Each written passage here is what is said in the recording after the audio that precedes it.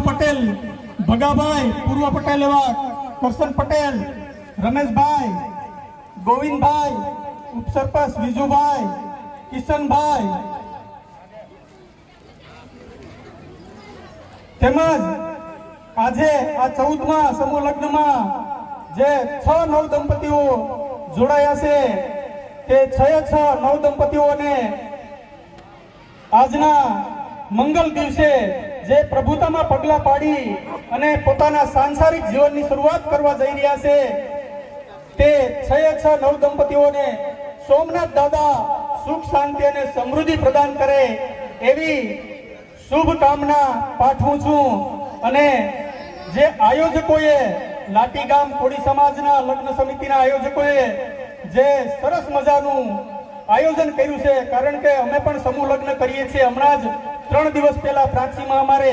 54 दीकरीओना समूह लग्न पूर्ण थया, एटले समूह लग्ननुं आयोजन करवा माटे घणी बधी मेहनत करवी पड़ती होय छे। छेल्ला 1 महीना दिवसथी आ लोको मेहनत करे त्यारे आवा सफળ આપણે સમૂહ લગ્નનું આયોજન કરી શકતા હોઈએ છે। જે આ સમૂહ લગ્નમાં પોતાના દીકરા દીકરીને જોડાવવા માટે જેને સમર્થન આપ્યું છે એ તમામ માતા પિતાઓને પણ હું અહીંયાથી અભિનંદન આપું છું કે એક સમાજને નવી દિશા આપવાનું કામ કર્યું છે। કારણ કે સમૂહ લગ્નના માધ્યમથી ફક્ત આપણે આર્થિક ખર્ચો જ નથી બચાવી શકતા, પરંતુ સમાજની અંદર અરસપરસ પ્રેમ ભાવના મજબૂત થાય, સમાજનું સંગઠન મજબૂત થાય, એ પણ આપણે સમૂહ લગ્નના માધ્યમથી કરી શકીએ છીએ। આપણે આજના દિવસે સમાજના યુવાનોને ખાસ એક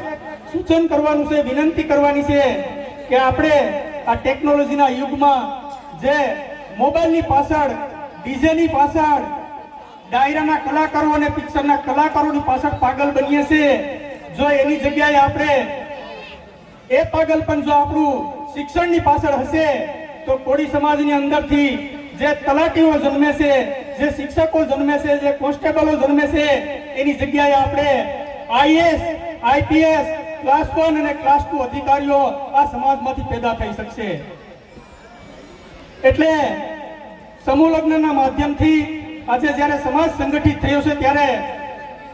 સમાજની એકતા મજબૂત બને, समाजनी अखंडितता मजबूत बने, समाजनी अंदर शिक्षणनो व्याप वधे, व्यसनोथी मुक्त थाय अने एक समरस अने संगठित समाजनुं निर्माण थाय अने आवनारी पेढ़ीने आपणे सारुं शिक्षण आपीए, सारा संस्कार आपीए। एटली विनंती साथे फरीथी